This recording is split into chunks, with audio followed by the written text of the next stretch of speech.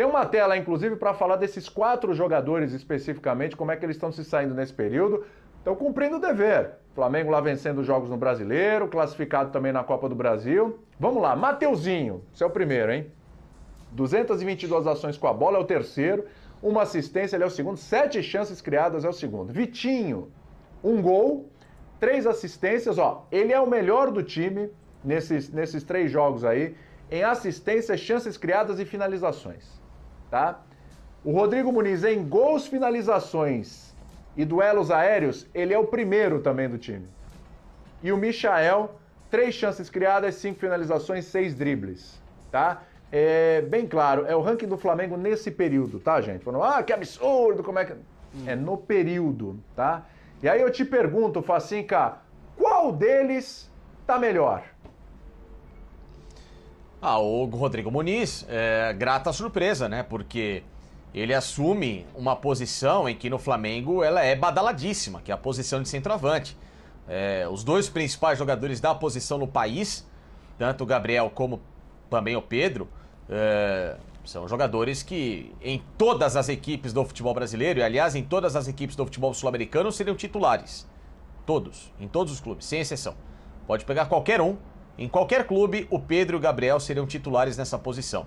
Então, o peso dele, de pressão e a proporção que ele tem para mostrar um resultado, ela é muito maior em relação a outros. E nesse curto período tem dado uma resposta de que tem uma terceira frente aqui se precisar. E é muito importante para ele. Porque invariavelmente em algum momento próximo, ou o Gabriel ou o Pedro, eles podem ser negociados.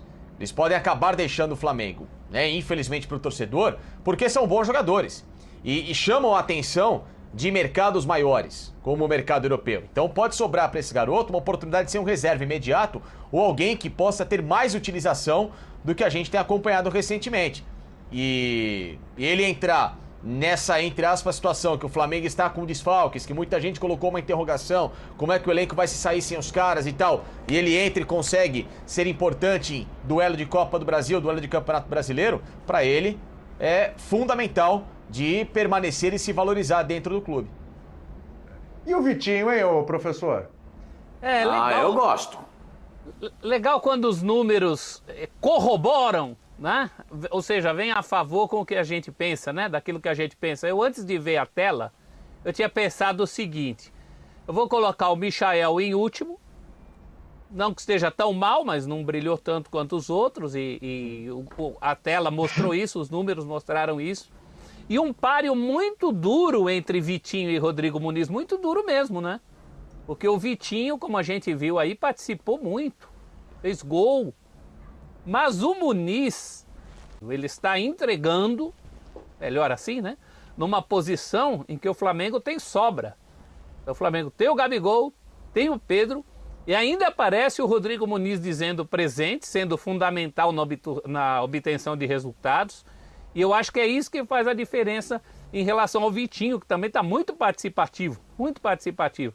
Mas eu fico com o Rodrigo Muniz por esse quesito, ali no olho mecânico, no desempate até, aí você pode dizer Vitinho também fazendo gol, mas o peso dos gols do Muniz, né? Peso 2 de resultado, o resultado do Paraná, o peso de alguns outros resultados também, muito importante a participação dele. Então ali no olho mecânico, o Rodrigo Muniz, menção honrosa ao Vitinho. E Michael, o que menos me encantou. Mas o Pascoal e o Mateuzinho, hein? Porque eu tava vendo linha de passe esses dias com o João Guilherme, tava lá, ele abriu inclusive o programa, né? Falando o seguinte, falou, o Isla não tá, né, esse refrigerante todo aí, né? Para não fazer o merchan, não tá esse refrigerante todo aí, não. O Rodinei, a gente já sabe como é que é o Rodinei. Atenção ao Mateuzinho, hein? Esses caras vão ter que brigar com o Mateuzinho. É isso tudo mesmo, ô Pascoal?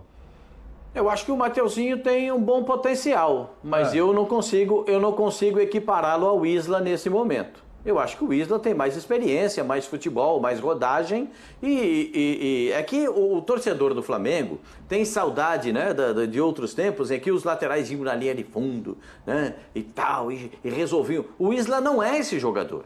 O Isla é um jogador mais contido. O Isla é um jogador que vai quando é na boa. Ele não vai...